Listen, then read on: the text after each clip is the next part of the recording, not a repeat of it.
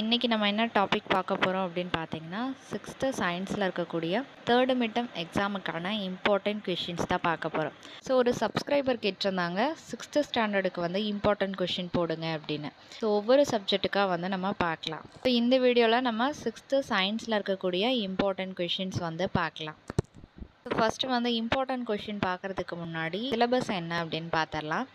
So ஜனவரி month பார்த்தீங்கன்னா உங்களுக்கு காந்தவியல் ஃபஸ்ட் லெசன் வந்து போர்ஷன்ஸில் கவர் ஆகும். அதுக்கப்புறம் நீர் செகண்ட் லெசன். அதுக்கப்புறம் பார்த்தீங்கன்னா 4th லெசன் நமது சுற்றுச்சூழல். ஸோ இந்த லெசன் வந்து கவர் ஆகும். இந்த 3 லெசனுக்கு உண்டான இம்பார்ட்டன்ட் கொஷின்ஸ் வந்து பார்க்கலாம். ஸோ ஃபஸ்ட் லெசன் நேம் வந்து அழகு 1 காந்தவியல். ஸோ இதில் வந்து என்னென்ன கொஷின்ஸ் வந்து இம்பார்ட்டன்ட் அப்படின்னு பார்க்கலாம். ஸோ 1 மார்க்கை பொறுத்த வரைக்கும் நீங்கள் எல்லாமே வந்து படிச்சுக்கோங்க. ஸோ 1 மார்க்கில் 50 மார்க்ஸ் வந்து அதில் ஸ்கோர் பண்ண முடியும். அதுக்கடுத்து சிறுவினால என்னென்ன இம்பார்ட்டன்ட் அப்படின்னு பார்க்கலாம்.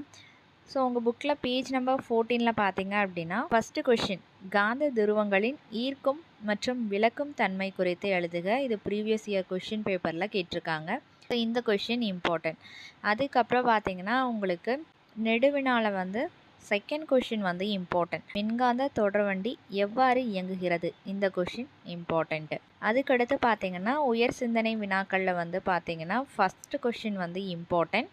அதுக்கடுத்து பார்த்தீங்கன்னா செகண்ட் கொஷினும் பார்த்துக்கோங்க. அடுத்து யூனிட் 2ல் வந்து என்னென்ன கொஷின்ஸ் வந்து இம்பார்ட்டன்ட் அப்படின்னு பார்க்கலாம். ஸோ யூனிட் 2 வந்து நீர். ஸோ இந்த லெசனில் வந்து என்னென்ன கொஷின்ஸ் வந்து இம்பார்ட்டன்ட் அப்படிங்கிறத பார்க்கலாம்.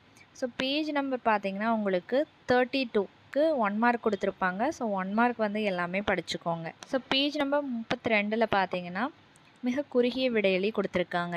இதில் ஃபஸ்ட்டு கொஷின் வந்து இம்பார்ட்டன்ட். ஏதேனும் 4 நீர் மூலங்களை குறிப்பிடவும். அடுத்து பார்த்தீங்கன்னா செகண்ட் கொஷின் நகரங்களிலும் கிராமங்களிலும் உள்ள மக்களின் பல்வேறு தேவைகளுக்கான நீர் எவ்வாறு பெறப்படுகிறது? இந்த கொஷின் இம்பார்ட்டன்ட். அதுக்கடுத்து பார்த்தீங்கன்னா தேர்டு கொஷின் குளிர்சாதன பெட்டியில் வைத்து குளிரூட்டப்பட்ட ஒரு முகவை நீரினை வெளியே எடுத்து ஒரு மேசையில் வைக்கவும். சிறிது நேரத்திற்கு பிறகு அந்த பாட்டிலை சுற்றி குளம் போல் நீர் தேங்கியிருக்கும். ஏன்? இந்த கொஷின் பார்த்தீங்கன்னா இம்பார்ட்டன்ட். அதுக்கடுத்து பார்த்தீங்கன்னா உங்களுக்கு 4th கொஷினும் இம்பார்ட்டன்ட், 5th கொஷினும் இம்பார்ட்டன்ட். 5th கொஷின் நீர் பனிக்கட்டியாக காணப்படும் இடங்கள் யாவை? ஸோ இந்த கொஷின் இம்பார்ட்டன்ட். அதுக்கடுத்து பார்த்தீங்கன்னா 6th 7th குறுகிய விடையெளி இதை பொறுத்த வரைக்கும் இதில் எல்லா கொஷினும் வந்து இம்பார்ட்டன்ட். ஒவ்வொரு டிஸ்ட்ரிக்டில் வந்து இந்த கொஷின் வந்து கேட்டிருக்காங்க. ஸோ இது எல்லாம் படிச்சுக்கோங்க. குறுகிய விடையெளி பொறுத்த வரைக்கும் உங்களுக்கு ஃபஸ்ட்டு கொஷின் மேற்பரப்பு நீரினை நிலத்தடி நீரிலிருந்து வேறுபடுத்தவும். இந்த கொஷின் வந்து இம்பார்ட்டன்ட். அதுக்கடுத்து பார்த்தீங்கன்னா நீர் சேமிப்பு என்ற தலைப்பில் சில வாசகங்களை உமது நடையில் எழுதவும். இந்த கொஷின் இம்பார்ட்டன்ட். அதுக்கடுத்து வந்து உங்களுக்கு விரிவான விடையெளி. ஸோ இதில் ஃபஸ்ட்டு கொஷின் வந்து ரிப்பீட்டட் கொஷின் குடிநீர் என்பது யாது?